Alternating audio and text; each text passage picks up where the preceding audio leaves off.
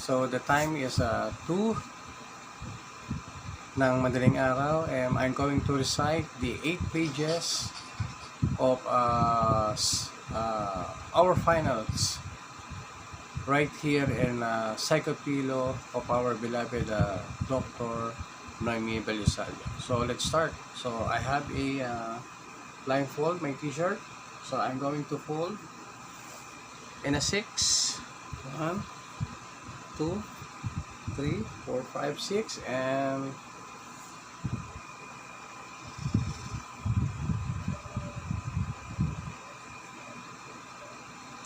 so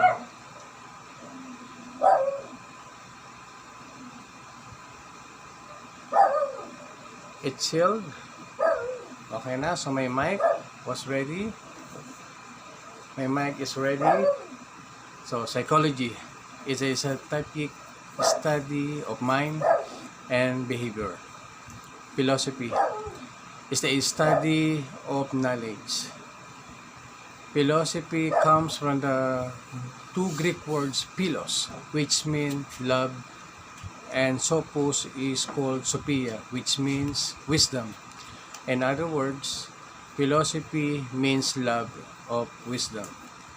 Every teacher has to have knowledge in psychology and philosophy to understand and the behavior of every student and help them grow in holistically branches of philosophy. Philosophy has 5 branches, namely epistemology, metaphysics, ethics, logic, and aesthetics. Epistemology is the study of knowledge. Metaphysics is the study of reality. Ethics is the study of moral value, right and wrong. Logic is the study of right reasoning. Aesthetics is the study of beauty and face. Philosophers. There are many educational philosophers worth knowing, like Socrates, Plato, Aristotle, John Dewey, John Locke, Confucius, Maria Montessori, and many more. Socrates was a famous classical philosopher from the ancient Greece. He made money from teaching. He was famous for creating the Socratic method. His style of teaching, Socratic method, focused on asking questions rather than conveying knowledge until his students arrive at their own understanding. His most famous statement was, "The wisdom is in knowing you know nothing." Plato. He was also a classical philosopher from Athens and a student of Socrates. He founded the Academy in Athens, one of the first institutions of higher learning in the Western world. His famous work was the Republic. He envisioned a civilization governed not by lonely appetites, but the pure wisdom of philosopher care. Aristotle was also a Greek philosopher and polymath during the classical period in Athens, Greece. He believed that the aim of education was the welfare of the individual so as to bring happiness into their lives. Aristotle, as a student of Plato in Arabic philosophy, he was known as the first teacher, while in the West, he was known as the philosopher. John Dewey was an American philosopher who popularized progressive education. He believed that education is not a preparation for his life, but education is life itself. He is the founder of the philosophical movement known as pragmatism. He believed that human beings learn through a hands-on approach or learning by doing. John Locke. He was an English philosopher and physician known as the father of liberalism. He believed that the purpose of education was to produce an individual with a sound mind and a sound body to better serve his country. He is the founder of British imperialism. He postulated that at birth, the mind is the blank slave, the concept of tabula rasa. Confucius was known as the first teacher in China who established the art of teaching as a vocation. He believes that the human beings are fundamentally good and teachable.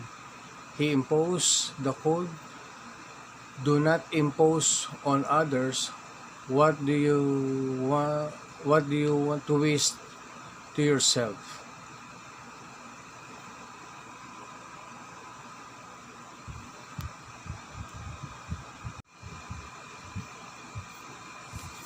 Maria Tecla or Artemisia Montessori was an Italian physician and educator. He was the best known on the Montessori method of teaching. His method is the following principle: independence, observation, following the child, correcting the child, prepared in environment, and absorbent mind. Pythagoras was a mathematician and philosopher from ancient Greece. He was the best known for his Pythagorean theorem. It is as a statement about the side of the right triangle. One of the angles of the right triangle is always equal, 90%. Mary Wollstonecraft. He was the English writer, philosopher, and advocate of women's rights. Has been called the first feminist or mother of feminism. Her book led an essay of women's rights, and especially on women education and vindication of the rights of women. It's a classic of feminists, though, and a must read for anyone who wants to understand the history of feminism. Her saying will always remain in our hearts as the points of view, and we will to emulate of the virtues of women, and she must grow for the more or perfect emancipated. James Adams.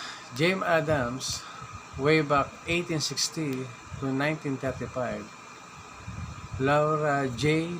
Adams was born in Cedarville, Illinois on September 6, 1860, can be labeled the first woman public philosopher in United States history. Adams is the best known for her pioneering work in a social settlement movement. The radical arm of the progressive movement, whose adherents so embrace the idea of progressivism that they choose to live as neighbors in oppressed communities, to learn from and help the marginalized member of society. John Stuart Mill, one of the most influential thinkers in the history of the classical liberalism. British economist, public servant, and philosopher, John Stuart Mill is considered a linchpin of modern social and political theory. He contributed a critical body of more of the school of thought called liberalism, an ideology founding on the extension of the individual liberties and economic freedom. Mill was also a proponent of utilitarianism, which holds that the best action is one that maximizes utility, or stated or simply one that provides the greatest benefit to all.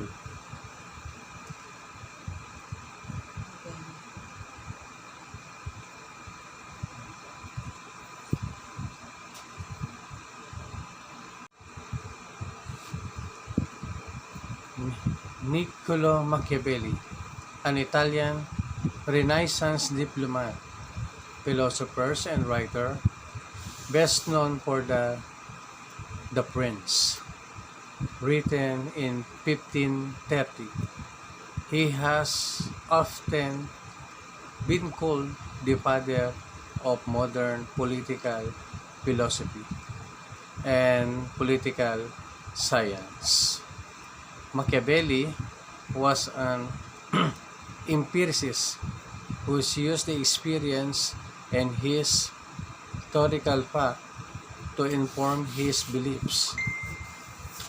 And this position, which allowed him to divorce politics not just from the theology but from the morality as well. Karl Jasper,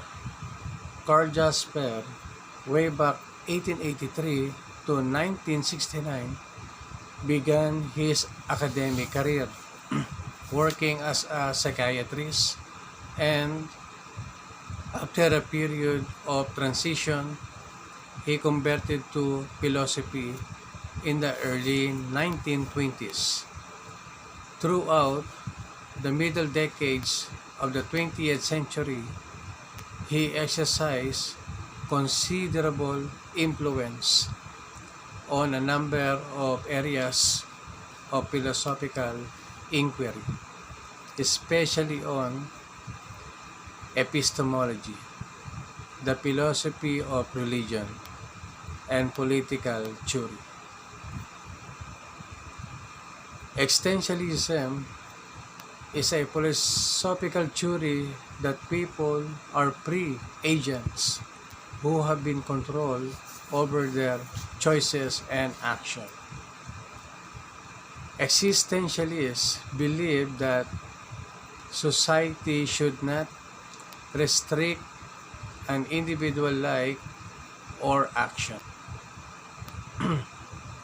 And this restriction inhibit free will and development of the person potential. Epicurus, Epicurus was an ancient Greek philosopher and sage who founded Epicureanism, a highly influential school of philosophy. He was born on the Greek island of Samos to Athenian parents. In contrast to many Greek philosophers, Epicurus that did not believe in an afterlife. Many Greeks were devoted to the pantheon of gods. The absence of an afterlife within Epicurean philosophy meant that no one needed to fear suffering after death. Epicurus taught that the time of our death, the soul would evaporate entirely. Then marks the end of consciousness and sensation. This would mean that we would be unable to fear any emotional or physical pain.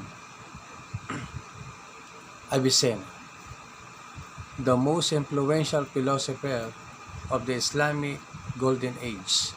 Avicenna was a Persian polymath, father of the early of the medicine. At the age of 10, he memorized the whole Quran. At 13 of age, he studied medicine. At the age of 16, he established himself as a respected physician. Avicenna stands in the history of psychology as the scholar who first used an approach recognizable to modern clinical psychologists. Avicenna was a pioneer of new psychiatry.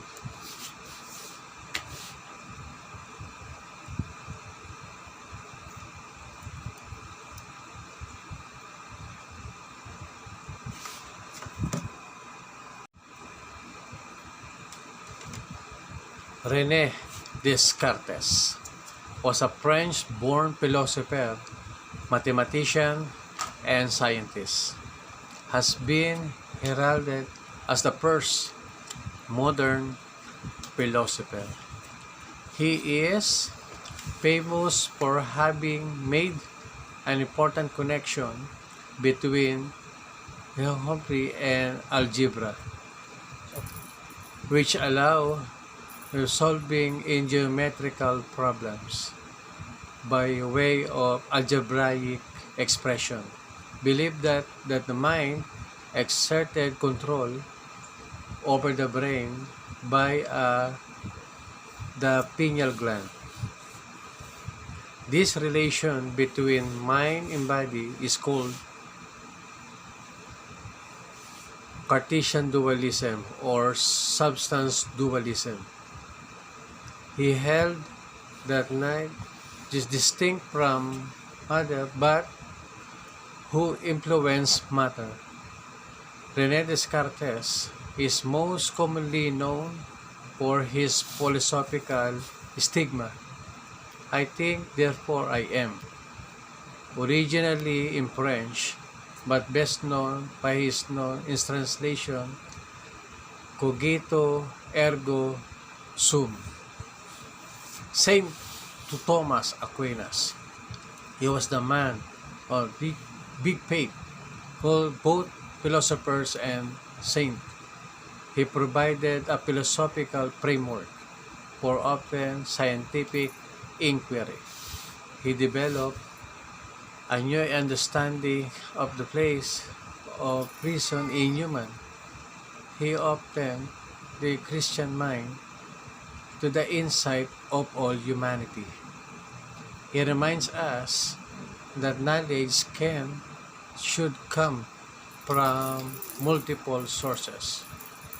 Greatest contributor to the Catholic philosophers and theologies, produced a comprehensive synthesis of Christian theology and was adopted as the official philosophy of the church. As a poet, he wrote some of the most gravely beautiful Eucharistic hymn in the church liturgy. Wanting to make a science of faith, he was declared as a patron of all Catholic educational establishments, teachers, and students. Educational philosophies. Teachers should understand that there are many educational philosophies being used by teachers to become efficient and effective teachers. Here are some of them. Pragmatism is a philosophical belief that focuses on practical moving. It is a belief that the child serves best through experience and not through ideas. Pragmatism comes from the word pragma, which means practice. Pragmatism is associated with John Dewey, who believes in learning by doing. Rationalism is an educational philosophy which focuses on reason as a chief source of knowledge. An example of rationalism is not believing in the supernatural. One, you should rely on reason as the best guide in the belief and action.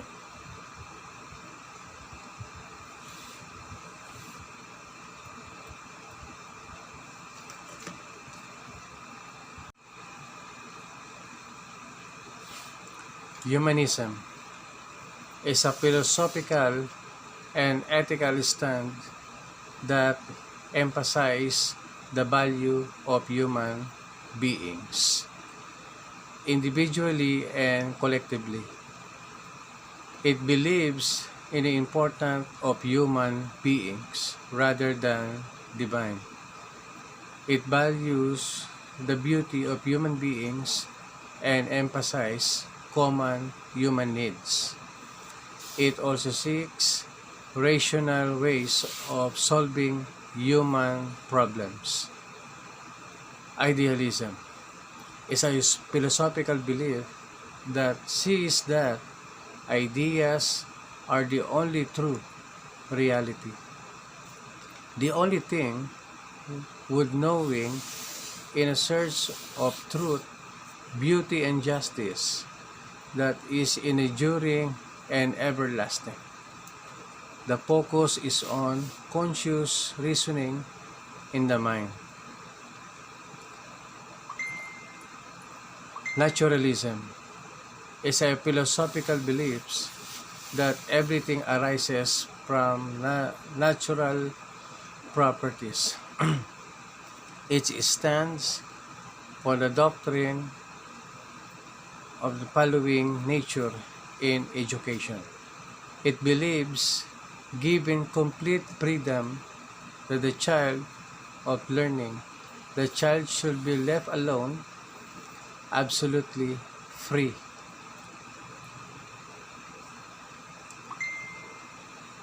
Epicureanism is a system of philosophy based on the teaching of Epicurus. It teaches that the greatest goods is to seek modest pleasure, to attain as to a state of tranquility, freedom from fear,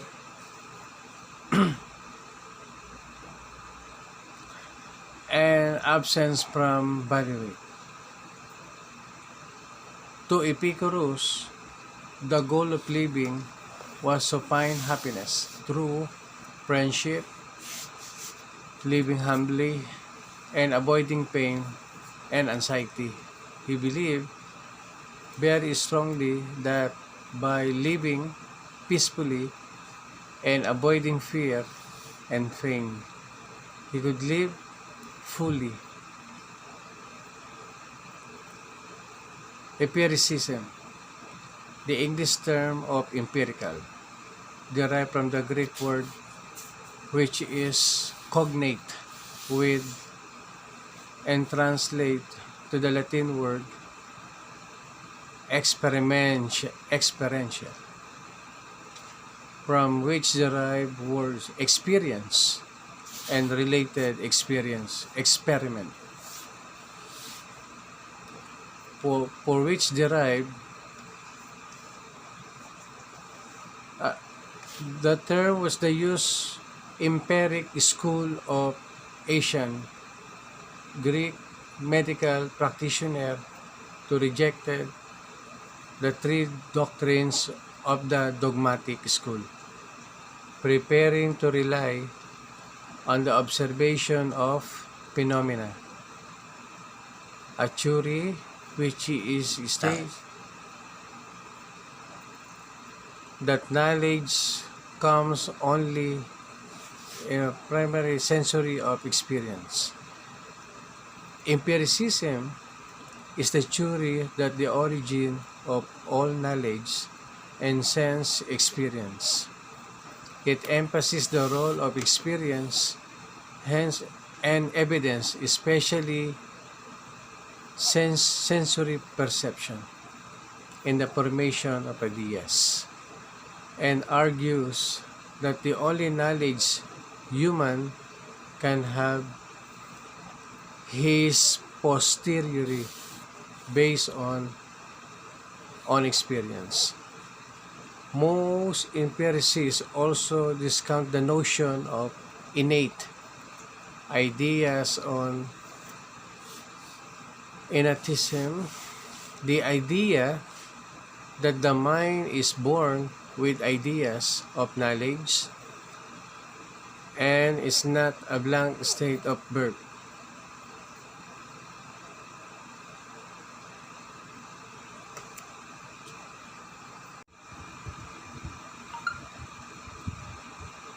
Dualism. It is derived from the Latin word duo, meaning two, and is a term widely deployed in the history of theology, philosophy, and sociology. Dualism have several overlapping characteristics and may be split into three types: moral, othering, and category. Moral dualism are invariably moral in nature, distinguishing right from right and wrong, just from unjust, or good from ingood.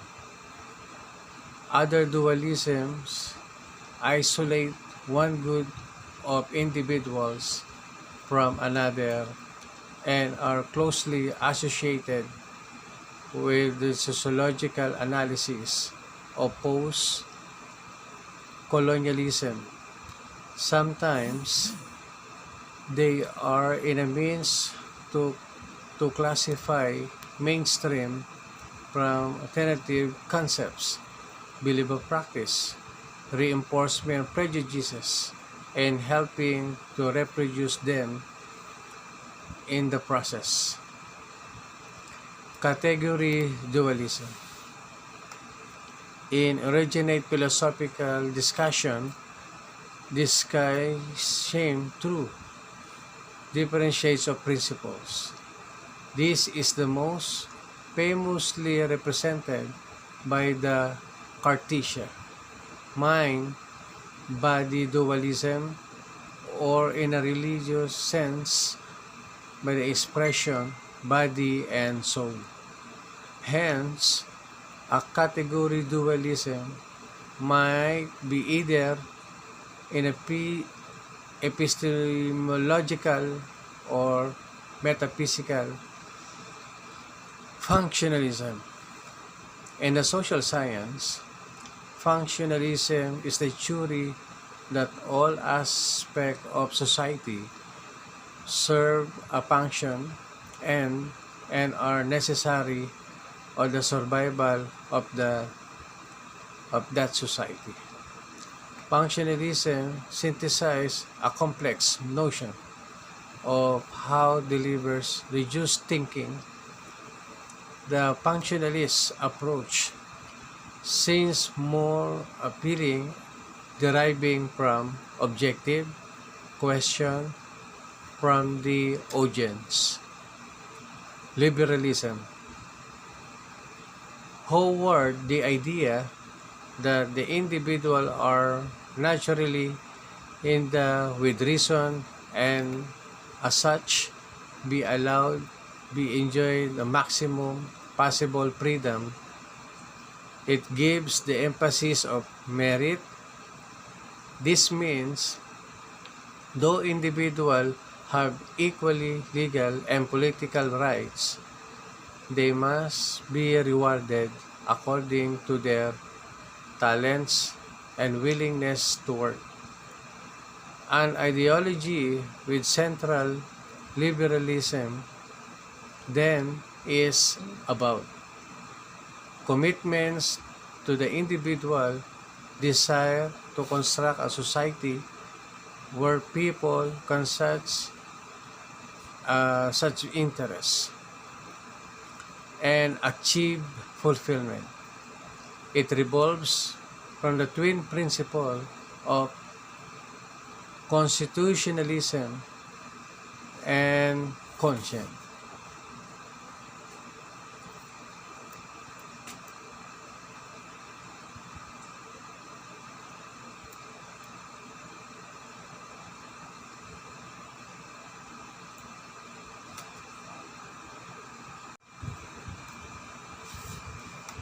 Realism.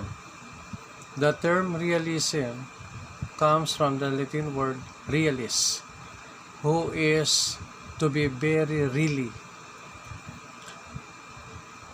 real. Realism aims to prepare the child for happy and successful life. For the challenge in real life, developing that physical and mental powers of the child, developing the training, the senses, acquainting the child in the nature and social environment, and imparting vocational education. People came to know through the senses of reason. Things happen according to purpose and their orderly way or natural law. Marxism is a political theory derived from Karl Marx, advocating class war leading to a society in which all property is publicly owned, for each person works his fate according to their abilities and needs. It is political and economic theories of Karl Marx and Friedrich Engels means after Karl Marx later developed by their followers to form the basis of the theory and practice of feminism. It examines the effect of capitalism of labor, productivity, and economic development, and argues for a worker revolution to overturn capitalism in favor of communism. Structuralism is a method of interpretation and analysis of aspects of human cognition, behavior, culture, and experience that focus on relationship of contrast between elements in a conceptual system that reflect patterns underlying the superficial diversity defining an object according to its structures. Structuralism analyzes the basic constituent parts or elements or thinking. There are four laying common ideas underlying structuralism as a general movement. Firstly, every system has a structure.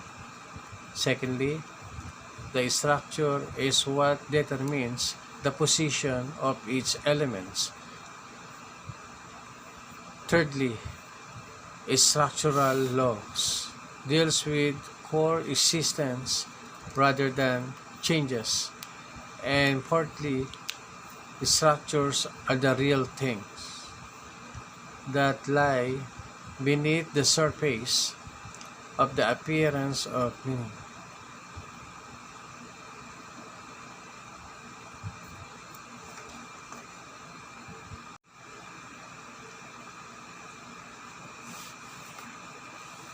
Skepticism. Skepticism is the school of thoughts in philosophy which holds that all beliefs can be proved false, hence arguing that they were either completely false or irrelevant in human needs. The skeptic argue that in order to avoid any frustration of being wrong, it is the best to believe nothing or, at the very least, suspend our belief in anything. It must be noted that the skeptics' main target of attack was dogmatism, a philosophical doctrine that claims to have arrived at absolute or indisputable truth.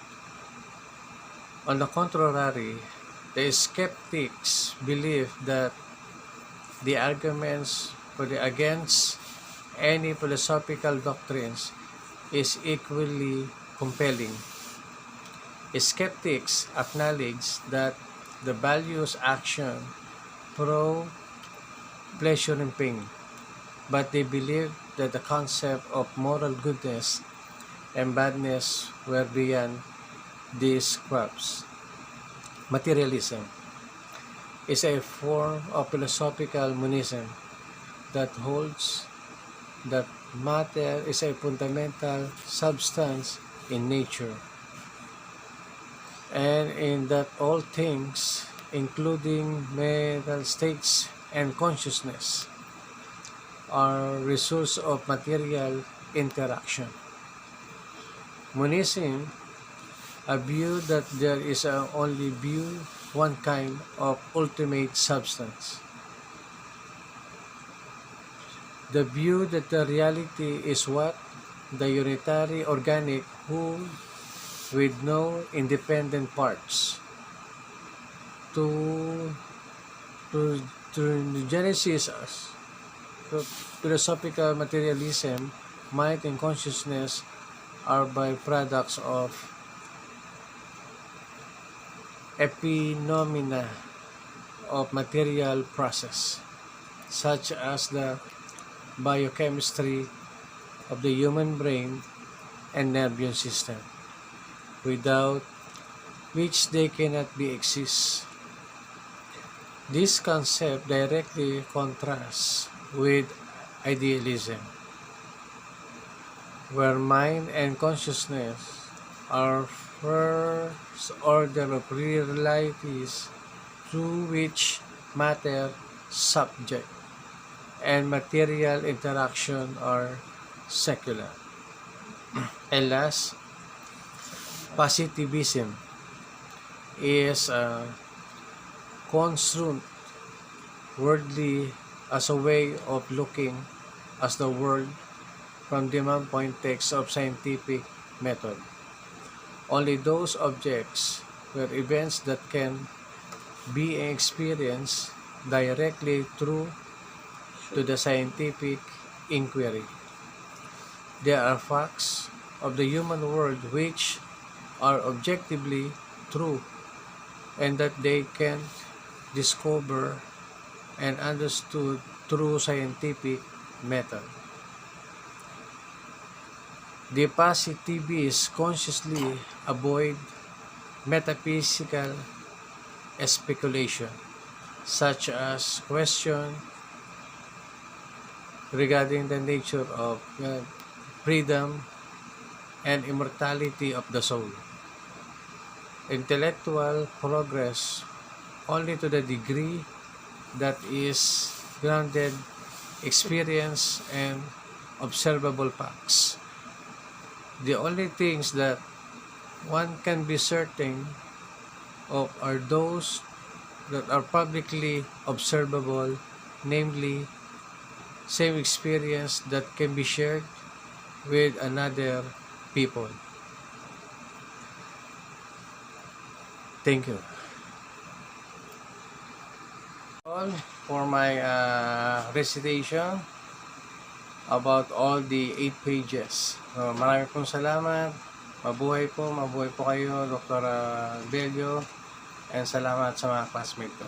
So, bye-bye.